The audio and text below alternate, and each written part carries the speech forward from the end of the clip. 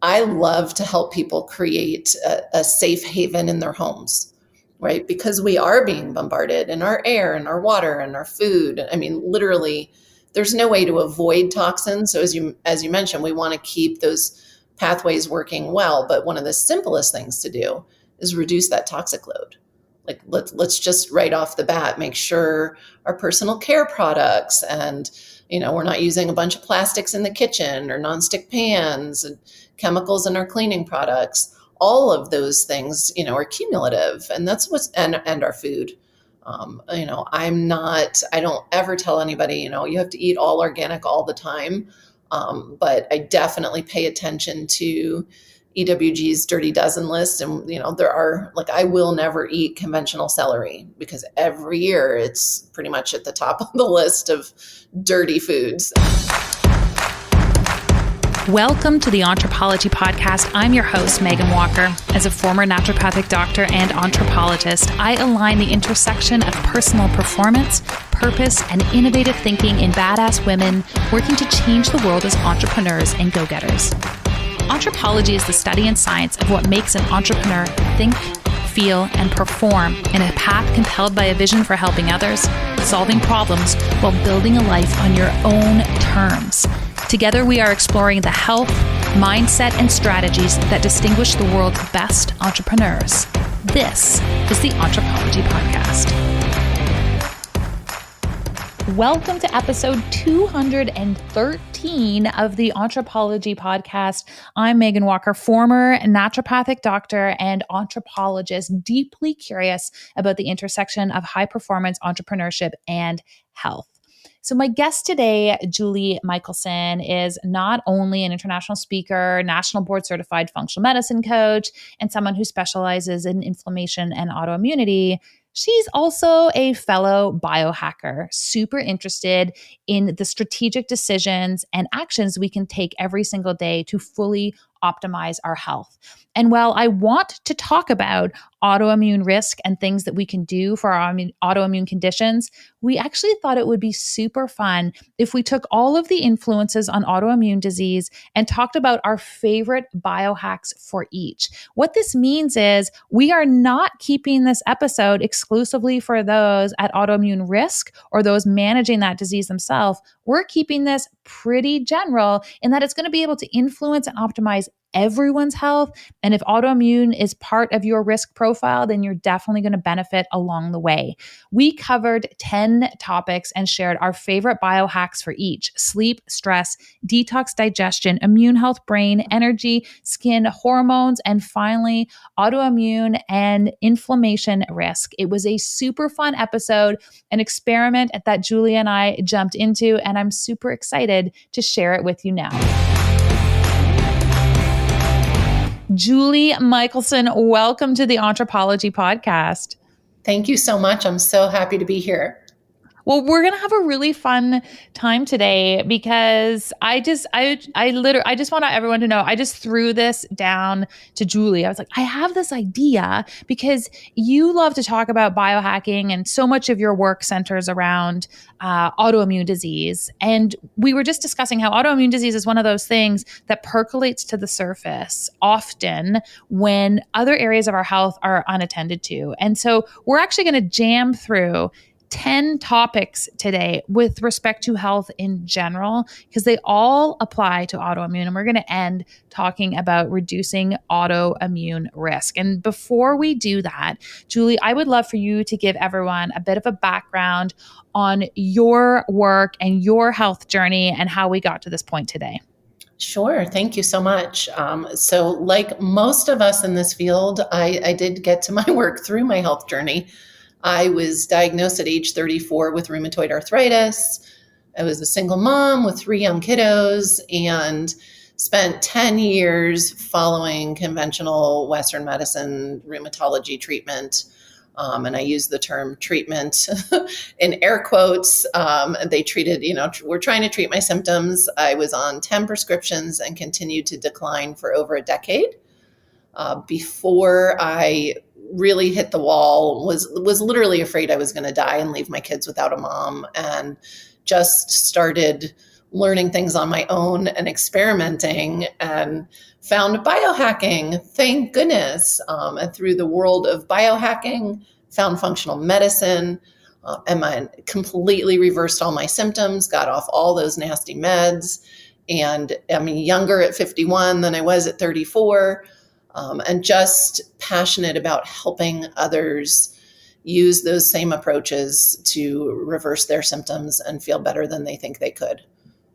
I love this concept, and I'm really passionate about the work that we can do to get health back in the hands of people. And I know even the term biohacking, people are like, oh, isn't there a nicer way of saying that? I'm like, well, the thing I like about biohacking is there's actually something exciting and dopamine driving around it. And there's a novelty to it. And yes, there's things we can do in our health that we've heard a million times before, but it's really hard to get excited about drinking water and reducing sugar.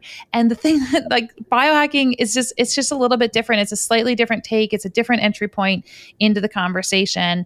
And so what we're going to do is we're going to hit some key areas of our health, key areas we need to be mindful of and pay attention to and take action on. And we're going to talk about our favorite biohacking elements. So the very first one, and I kind of feel like it is perhaps, you can disagree with me, the most important, but we're going to talk about sleep.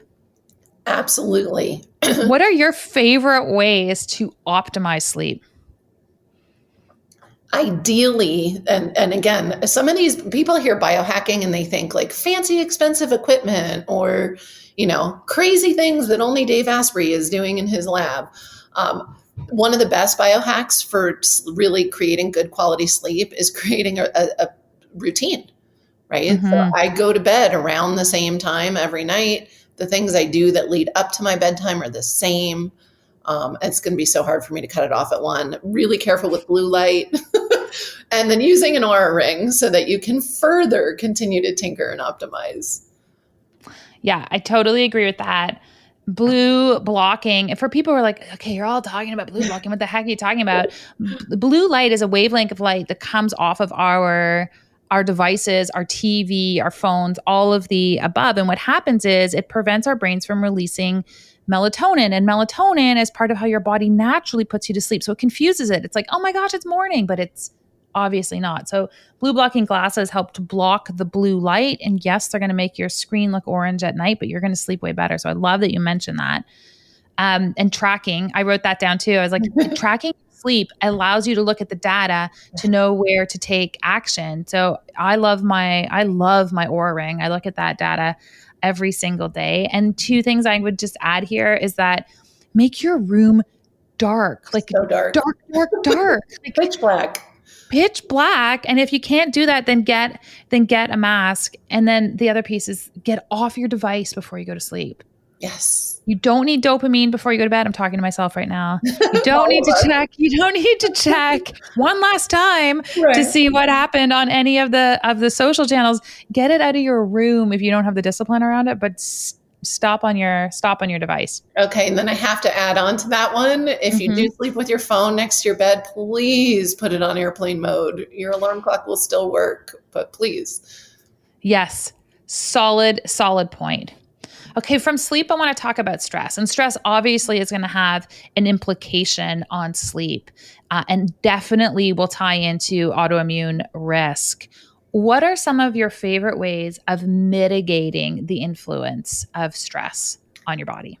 So this has become my number one topic in the past year. We can all guess why. And I like to have people create stress management routines that pull from what I call two buckets, right? So something you're doing at least daily from that scientifically proven bank, right? Meditation, breathing. Doing some intentional breathing is so quick, easy, and effective. And again, all of these play into each other. So doing that breathing at sleep, right before you go to sleep, can really help as well. But then so important that people are often, especially right now, missing is this other basket of what I call fill your cup, right? What brings you joy? Like what makes you feel happy or relaxed? It may not be something like meditation. It could be, family or hiking or your animals or art, you name it, fill in the blank. It could be as wild as you are. And those are things that we often don't pay as much attention to when they fall away. And so really being mindful that, at least a few times a week, if not daily, that you're doing things that genuinely recharge you. Such a solid point. It's funny. We got a new puppy during COVID. Like I feel like half of North America did. And at first I was like, this is gonna be one more thing. And it's an amazing distraction. Like he's so loving and such an awesome contribution to our family that any of the increased workload associated with having him around has been completely offset. But having a pet, like I totally understand a whole new realm of therapy animals and the influence of animals and nature and all those. I always like nature, but having a pet is a really awesome way to fill that bucket, as you said. Yeah, it's great. And paying attention, and being intentional about time with your pet, right? A lot of us have pets and we've had them for a long time. And so remembering like, play with the dog or, tap into that joy. 100%. I love the angle that you took on the stress piece. So I'm going to throw it on a different angle. And I think sometimes that there are sources, and if you hear like noises in the background, I'm sitting on my massage table so I can stretch and record. But I think with stress, there are silent sources of stress that we don't necessarily see. So we'll often think of stress as being this mental, emotional influence. And kind of like a bank account, there are things that come out on autopay and you're like, wait a second, where did all my money go? And so there's also physiological stress. Your body's like, I am managing this stuff for you while you're busy building your business, and it's taking all of our energy. So one I would point out is glucose. So if you're not managing your blood sugar well, either your blood sugar crashes or you're picking high glycemic foods like carbohydrate rich foods and white bread and crackers and cheese, like I accidentally ate for lunch yesterday. Those things are not going to make, because we're real people, right? Those things are not going to manage your body's using a disproportionate amount of energy to keep your blood glucose in check, and unopposed glucose in your system, you might as well just flip a switch that's like accelerate aging. So if it doesn't get you from I really love bread, then I want to get you psychologically around this acceleration of aging, because it's a disproportionate amount of energy that goes into managing that. The other piece, sorry, you probably have things to say because glucose and autoimmune are like arch enemies. Did you want to jump in there, Julie? I just was going to just really double down on that point also, with that continuous cortisol pump going, right? So many entrepreneurs are, burning that candle and, just push through. And so that's driving, it's this cycle you get into. It doesn't even have to be your food. The stress alone can be driving the glucose. So just to be aware that, I'll sleep when I'm dead mentality, or I'll decompress, it really does not serve entrepreneurs for the long haul. It totally does not. You have to respect the restore. You'll be infinitely more productive. Two other thoughts on stress is one, electromagnetic fields. And we've done some topics on this before, so I'm not going to get into it, but there's a huge amount of electromagnetic energy coming off of your laptops and your devices. And if you're on them all day long, you can get really cool mats that you put underneath your computer, just to separate you from some of that electromagnetic stress. There's excellent evidence around how it increases physiological burden. So it's something to look at. And then the last one I'm going to throw in here, because my audience knows I'm highly biased towards it, and that is this notion of purpose. Yes. And so there's tons of evidence around having an identifiable purpose in your life and really recognizing your skill set that you bring to that purpose, and how working in alignment with purpose actually significantly blunts cortisol levels. Yeah. So It's super cool. It's a really interesting biohack, and you get closer to understanding your purpose when you do all the things you just spoke about, Julie. Just Mhm. taking time to breathe and taking time to be aware and actually checking in with yourself. Your purpose gets to have more space in your state of consciousness, and it is a very cool hack. It is. It's so important. And it is so, and we know there's so many studies on health, purpose and health and purpose and longevity. I mean, it is, again, not all of these hacks are fancy equipment.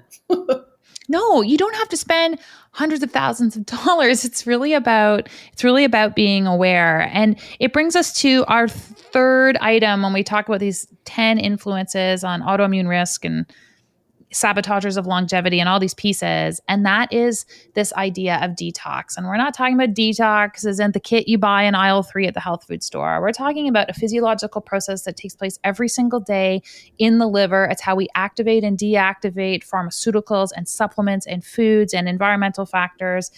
Julie, can you just first talk about how detoxification and toxicity influence autoimmune, and then some of your favorite things to make sure that your detox pathways are actually running effectively?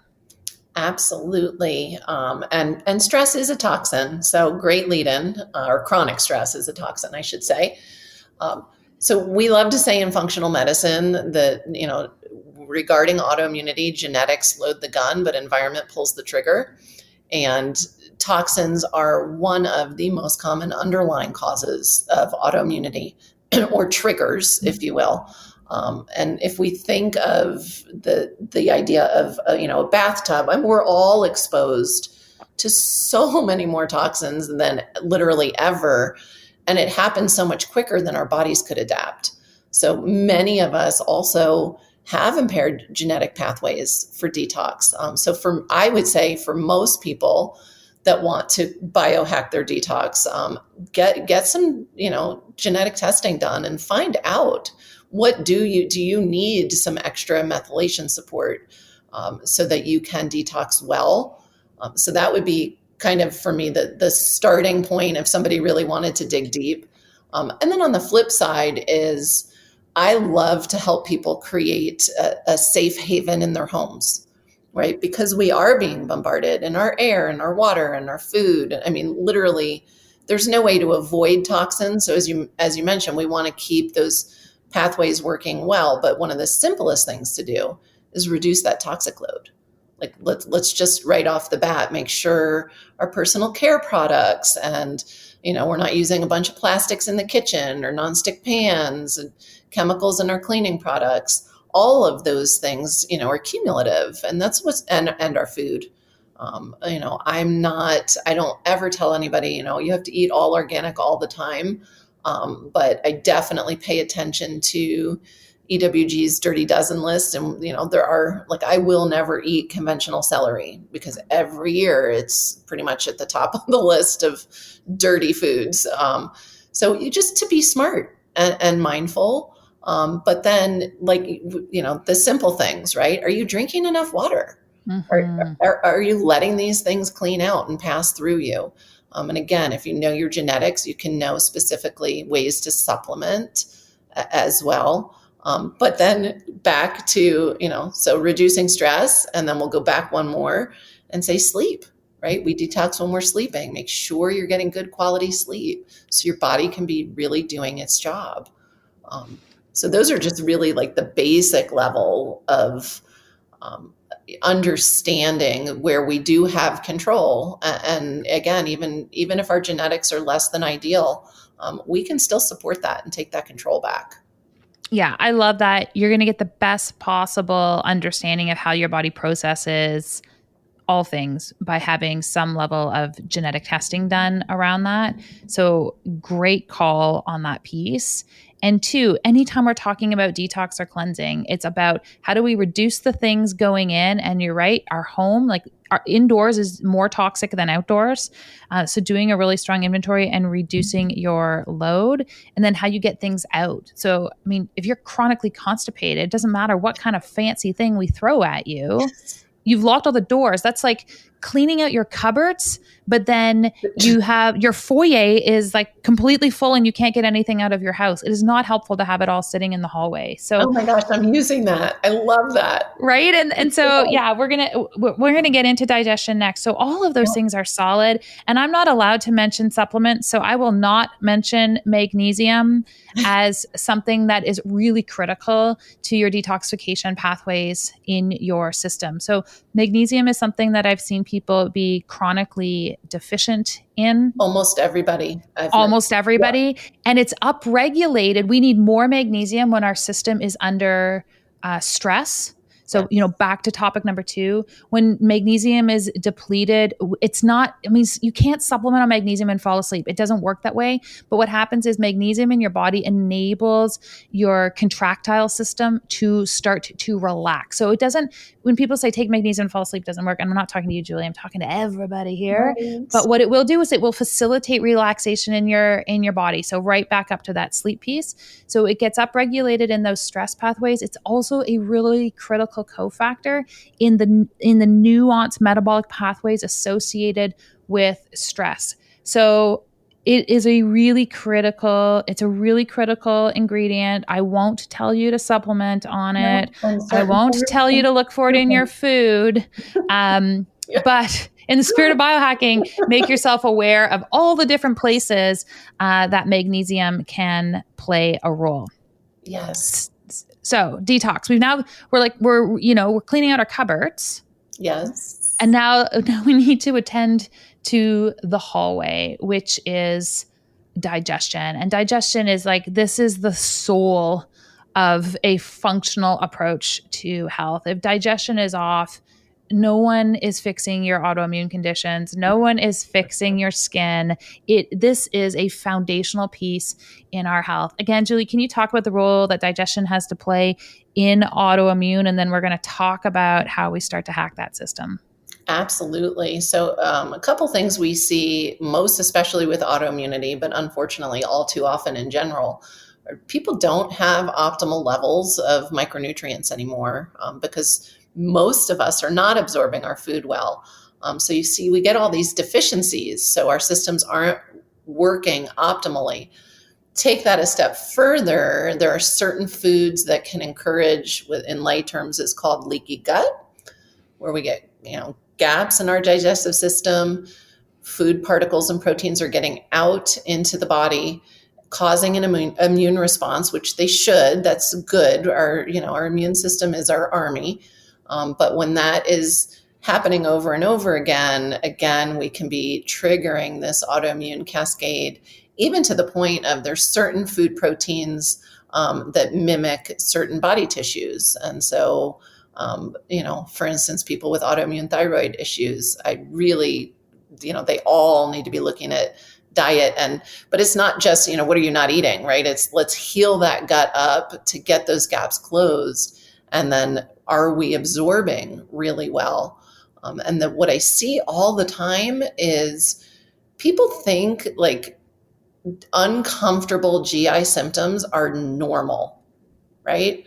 Oh my gosh. I'm gassy. Yeah. I'm bloated. I'm constipated. I have diarrhea, but it's normal. I've been like that for years. It's fine. That's just how I am. I'm like, no, those are symptoms. It's just me. I only have a bowel movement twice a month. My doctor told me so. Yeah. Right. It's always just been that way, And so if there's one takeaway, I don't know that would qualify as a biohack, but pay attention to your body. It is, yeah. I promise it's telling you something. If you're not pooping at least daily and you are not completely comfortable from the time you chew your food to the time it comes out, something's going on there. It's such a good point. I'm going to say on this one, raise your standards for what you expect from your digestive system. Yes. So if you have a bowel movement twice a week and your doctor's like, that's normal for you, raise your standards. If you have pain after you eat, raise your standards. If you're gassy all the time, raise your standards. I don't mean produce better gas. I mean, attend to it. This is one area where I'm going to say, unless you're like, I have really wicked, awesome digestion. I have like well-formed bowel movements, like once or twice a day. They're soft. There's no issue with my digestive system. I just gave you a standard there, by the way. There's no issue with my digestive system. There's some cool things that we can start to look at. One is the incorporation of things like fermented foods, sourdough bread, sauerkraut, like great ways of maintaining your microbiome. But if you eat those foods and you're like, oh, I'm so gassy, oh, I'm not feeling well, you have work to do in elevating your standards. So I don't want to get into treatment here. You gave some amazing suggestions, but if your digestion is like something that you have to think about over the course of your day, you need to work with a functional medicine practitioner or a naturopathic doctor to get to the root cause, because I promise it is going to come back to haunt you down the road. Yes. And I have to add, because I can't touch on digestion without also talking about our neurotransmitters, right? Because we now know that the majority of them are made in our GI system. And so all of the, we know there's such a mental health crisis going on, but there's such a connection between gut health and brain health and gut health and mental wellness.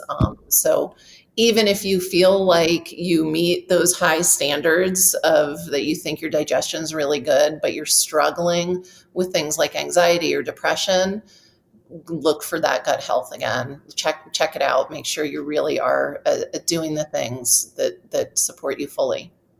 And if you're on a medication to help support your mental health, anxiety or depression or any of those pieces, this is in no means a commentary on that element, because about 35% of our population is. Yeah. But there's an amazing opportunity here for you to start to do some gut healing work, which may open the door for you to be able to come off of that medication, to reduce the potency of that medication. I really feel strongly that it is irresponsible to make that recommendation to people and not simultaneously start to talk about their health in a holistic manner. And it should be led with respect to gut health. So you can't talk about brain without talking about gut. We're just planting that seed for you. Couldn't agree more. Okay, so if we're going to have a healthy gut, one of the outcomes of having a healthy gut is having a healthy immune system. Yes. Overactive, underactive, it doesn't matter. If you're one of those people, you're like, I get sick all the time. We're still talking about your gut health. So this is we're in your wheelhouse now, Julie. We're starting to talk about immune health. This is the essence of autoimmune conditions. Can you give us some of your favorite hacks to support your immune system outside of supplementation? Well, we're going to go back to the beginning. Number 1 would be sleep.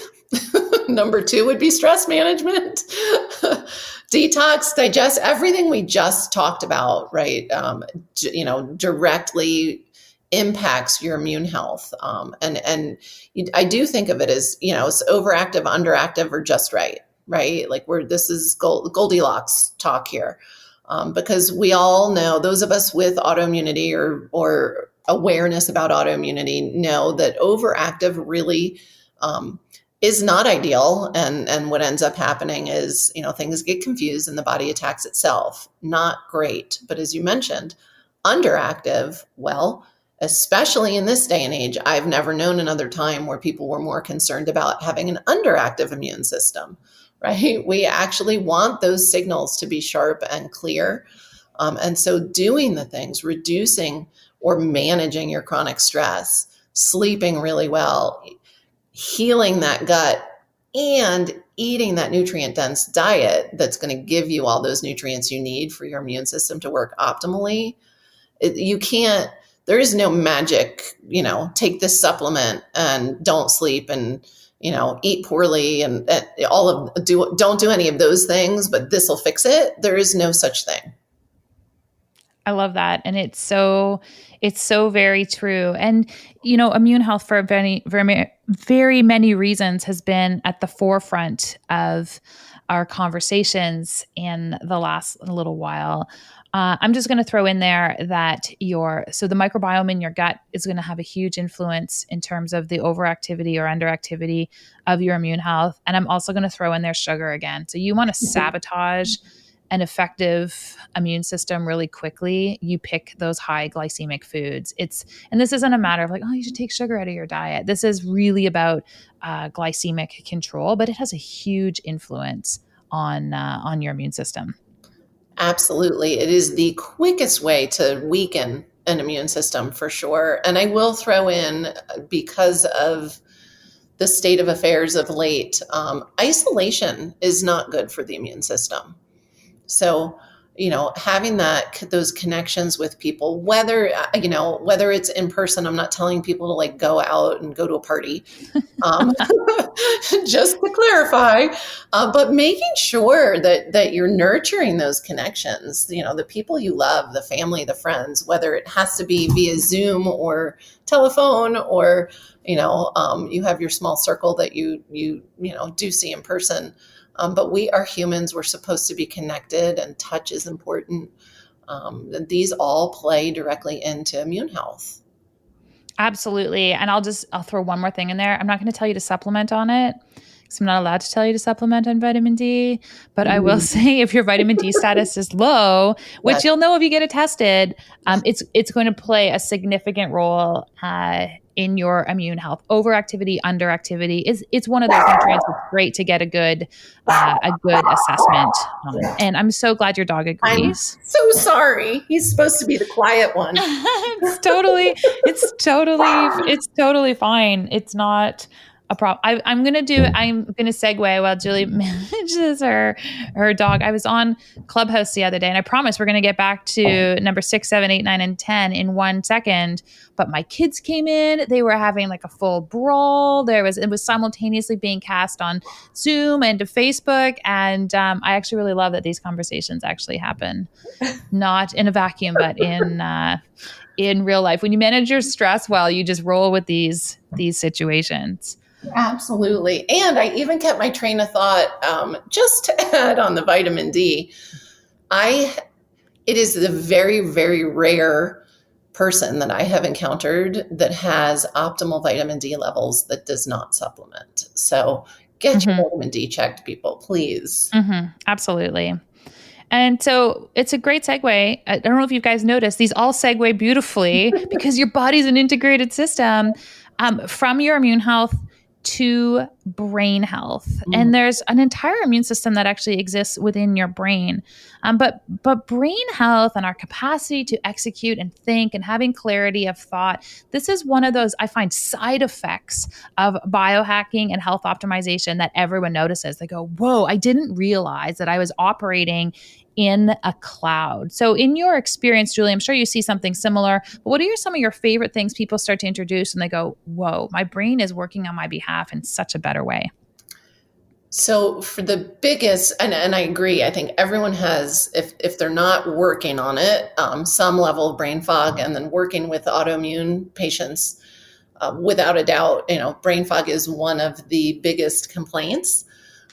Typically, especially, with all of us, it's related often to inflammation, or what they call inflammaging, right? Even if you feel well, but it's, and one of the biggest, easiest, most, again, I go back to the basics, but it's still such a huge hack, was life-changing for me, is making sure you're getting enough good quality fats.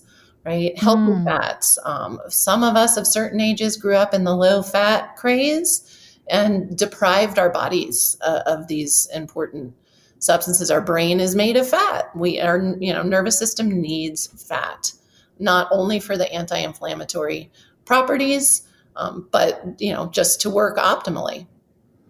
Such a great point. I'm going to say, to tie back to number 4, you heal your gut. I promise you're going to have greater clarity in your brain. It's uncanny. And the other piece, just really quickly for people, is if you're like, this brain fog, one of the biggest questions I'm going to ask you is, how much alcohol do you drink? Because alcohol, 1, it's going to promote that inflammatory component. 2, it's going to impair with your sleep recovery. And listen, like, I love having a nice glass of wine, but when we get in the habit of having just a little bit of wine every single day, again, we're into this accumulation piece. You need your brain really highly focused. Get that alcohol out of the way. Your brain will function better for you. Absolutely. And here's where, that Aura ring can come in really handy. I am a clean fanatic. I say it with pride. It is just who I am at this point. And so even I only drink certain really clean wine if I drink wine, and I will check that sleep every time. And even the cleanest wine on the market will reduce my deep sleep without a doubt. So if I were doing that every day, that would have a really big impact on my brain function over time. Yeah, it's about balance, right? You can't go to the waterslide park every single day, but it's super fun when you're there. So, find those fun. I love water slides. Find that balance. If your brain's working well, usually we've got really strong energy reserves in our body. Do you have something that you do on a regular basis, Julie, that helps optimize energy for you or your patients? Movement for sure is one. Again, not to go through the whole starting with sleep all the way through nutrient dense diet, but movement for me, being in nature, getting outside. I'm blessed enough to live in a fairly rural area in Colorado, and so I'm a horse gal. Getting outside and moving around. It doesn't have to be. You notice I didn't use the word exercise, although that can be great. But movement at the right level for you, right? Not over, not under, really helps to create that sustainable energy.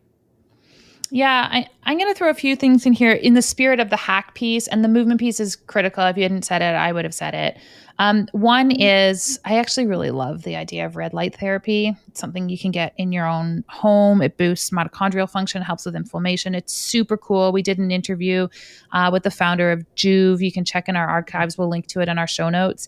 So when you're doing red light therapy, it's just got so many incredible broad spectrum influences, but energy is one of the areas that it's for sure going to start to tackle in your system. So that might be a little bit more of an advanced move for people, but I wanted to throw it in there. The second is, and I want these things to be accessible, but I also don't want to jump over lack of energy as a symptom. So checking in on your body from a functional big picture perspective is really key. Like often people go to their physician, they're like, I'm tired, I don't have enough energy. And especially for women, they'll check your iron and then they're like, oh no, it's good. Or, oh, you're anemic. And we end the conversation there. So to have a really great comprehensive evaluation of a potential cause of low energy, I think is something that we owe ourselves to look into. So that's, looking at thyroid hormones, the thyroid levels, including T3, including your prospective antibody levels. All of these things need to be looked at for thyroid for sure. Look at iron, look at B12.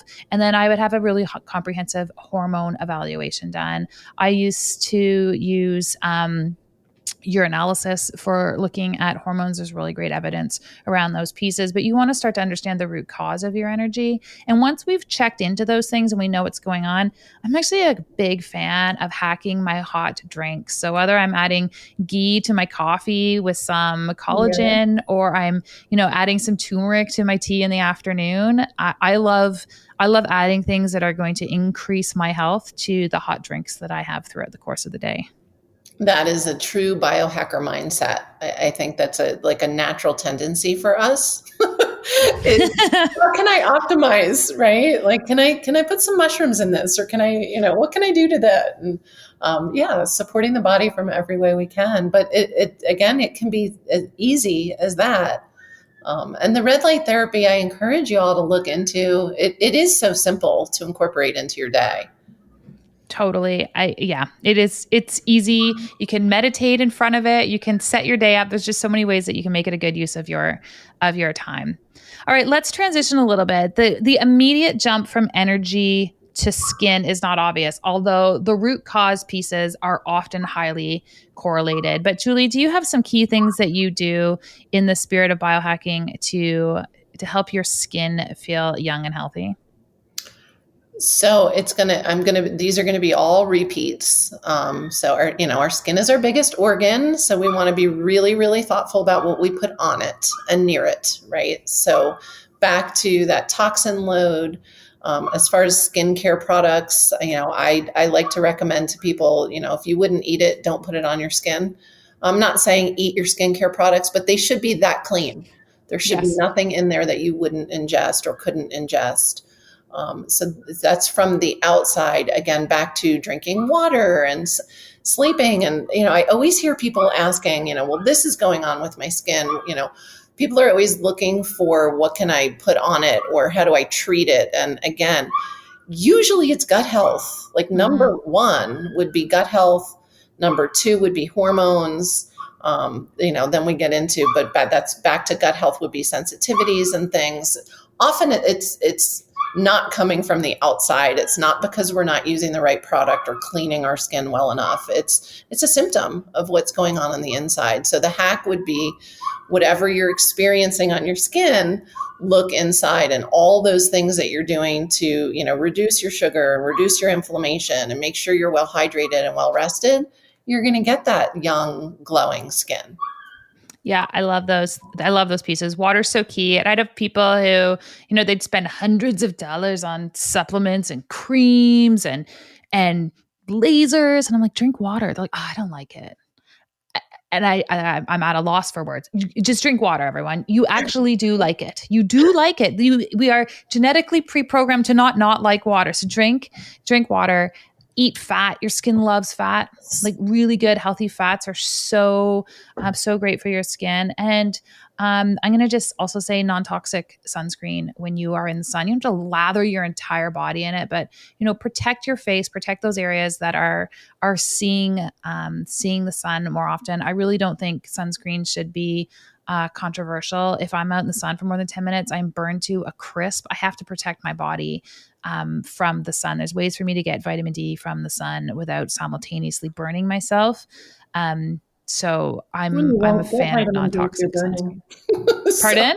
I said you won't be absorbing the vitamin D if you're burning anyway. So no, I just that non-toxic piece is so key because when people if they're not careful with their sunscreen, like you have to be intentional with your sunscreen, people.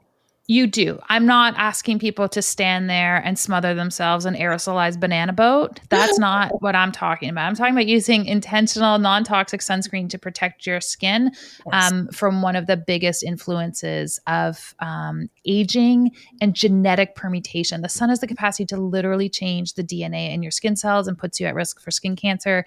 So just protect yourself.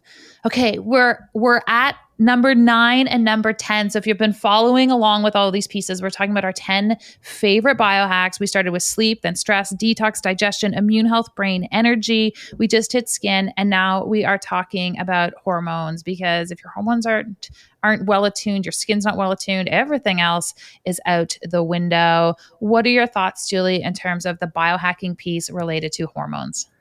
I think it's for those of us that want to age slower instead of quicker and age well, it is just beyond important. And it goes back to knowing, what are your hormone levels? Get tested because the less than optimal hormone levels can lead to aging quicker than we want, having that less energy we talked about before. And so biohack number 1 is, get that data, know where you are.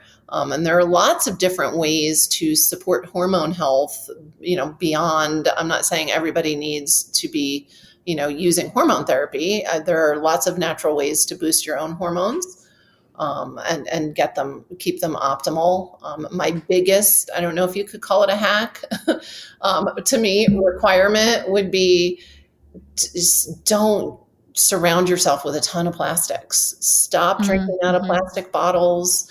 Don't, put hot food in a plastic container in your kitchen. Avoid plastics because they really will, for women, they can really create an estrogen dominance issue. And for men too. And that's not pretty on a man either. No, it's a great suggestion. Plastics are significant endocrine disruptors. So are fragrances. So fake fragrances. There's that favorite store in the mall where everyone loves to go, so the whole house smells like a candy cane, and it's not good for you. So Synthetic fragrance is a huge endocrine hormone disruptor. We have an episode coming out next week with Dr. Stephanie Gray where we talk about biohacking hormones through the whole episode and its influence on longevity. But just to give everybody a sneak peek on that, this again is one of those areas where you're going to want comprehensive testing. And in my experience clinically, a blood test from hormones from your primary care physician is not going to tell you what's happening functionally with respect to your hormones. It's going to tell you if you're way off the charts and already in pathology state. But I'm a big fan of catching things before we're in a full-blown state of disease. Here. Yes, right? Please. Well, it's the equivalent of, getting just a TSH for a thyroid check. It doesn't tell you anything useful. It doesn't tell you anything useful other than, oh, shoot, we should have checked other hormones 8 years ago. Wow, I guess a decade ago you were in trouble already. Yeah. Yeah. And, when we talk about hormones, we can talk about estrogen, progesterone, and all those pieces. And I'll just throw one more element in. A few weeks ago, we had Dr. Alan Christensen on the podcast. And anyone here who's listening who has any type of a thyroid condition, in particular autoimmune thyroid condition, I'm going to implore you to listen to that episode, because what Dr. Christensen did is he's just like, there's this piece of evidence and research that we've all been sort of overlooking for the last 30 years. And he just unpacked it.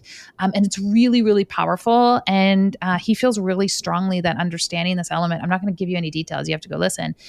Really understanding this element can actually start to reverse Hashimoto's thyroiditis. So get people off of medication that they were otherwise told they'd be on forever. So when it comes to hormones, a functional medicine practitioner, naturopathic doctor, we've got a ton of insight that's way beyond a very narrow understanding of hormones in the blood. And I would really encourage you to have a look at it.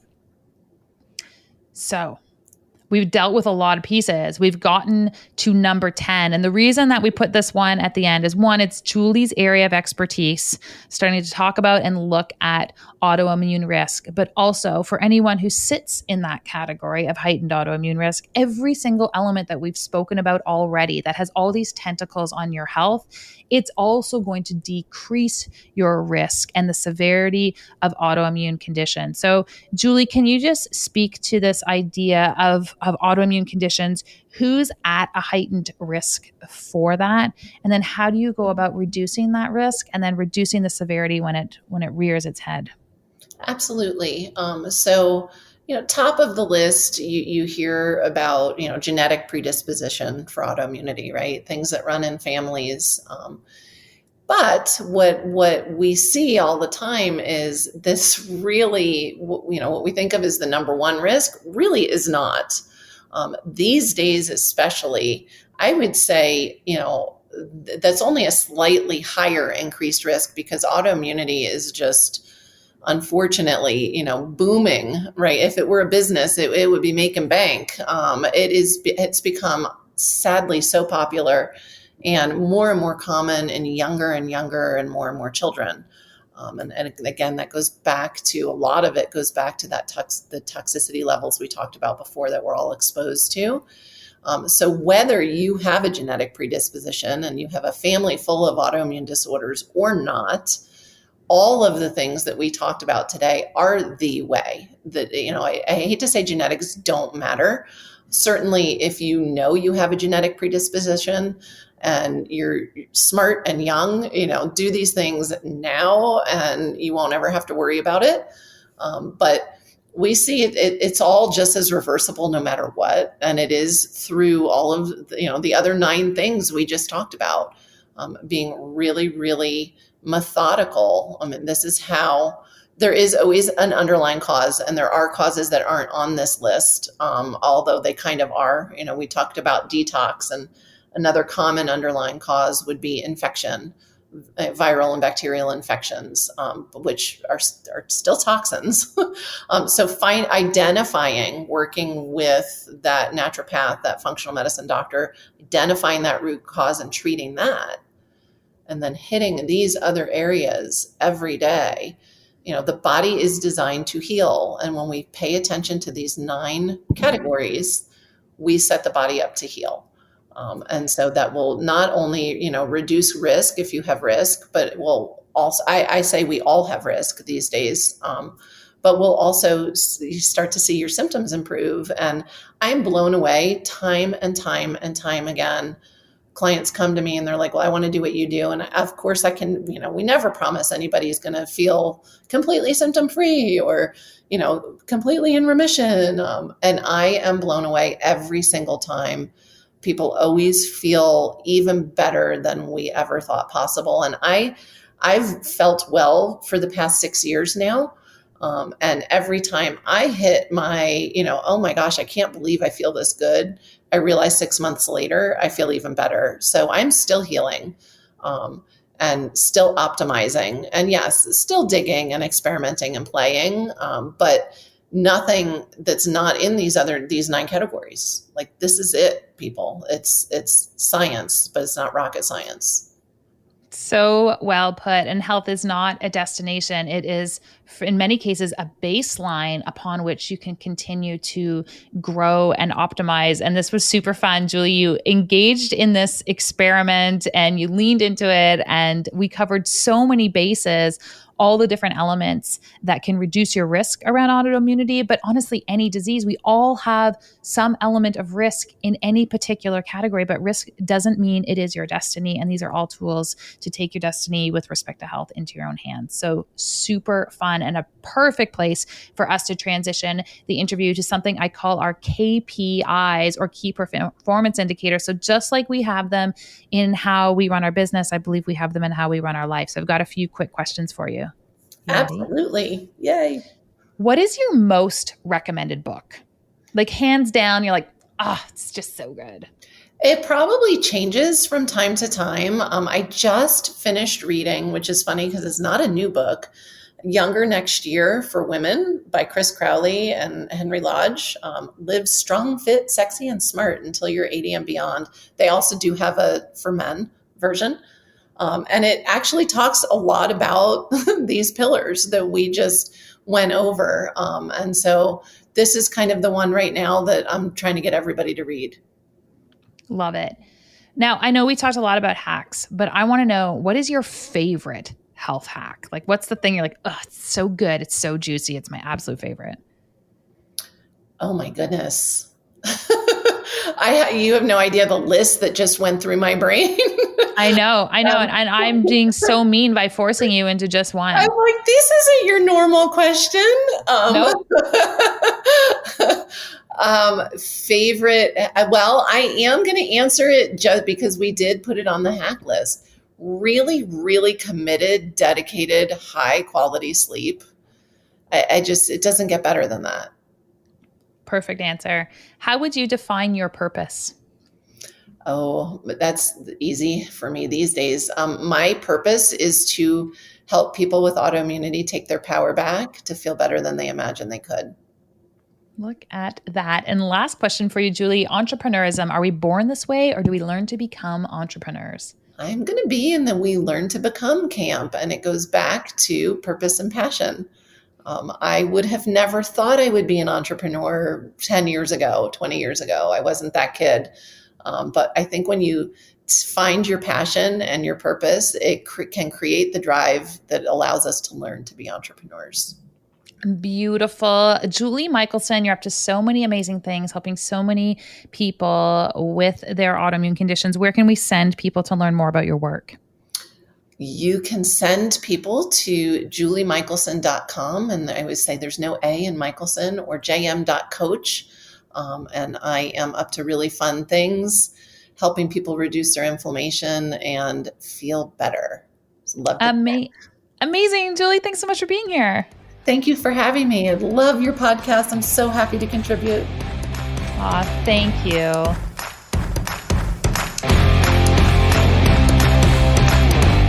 Anthropology is the study and science of what makes entrepreneurs tick. It's the confluence of the mindset, strategic thinking, and health that we bring to the table as contributors, as purpose seekers, as individuals building out a better tomorrow. The work that we do on the Anthropology podcast impacts the mindset, the business tactics, and the health of those individuals who are working hard to change the world, to leave a legacy for the future. The best way that we can reach more people with the message of the Anthropology podcast is if you help us share it. If the message that we shared in today's episode is something that resonates with you, or if you know someone who would benefit from hearing it, please send it to them directly. And if you have felt moved by the content that we have shared, I would love it if you could leave a review wherever it is that you pick up your podcast. Until next week, live life on, in, and with purpose. I'm your host, Dr. Megan Walker, and I will talk to you real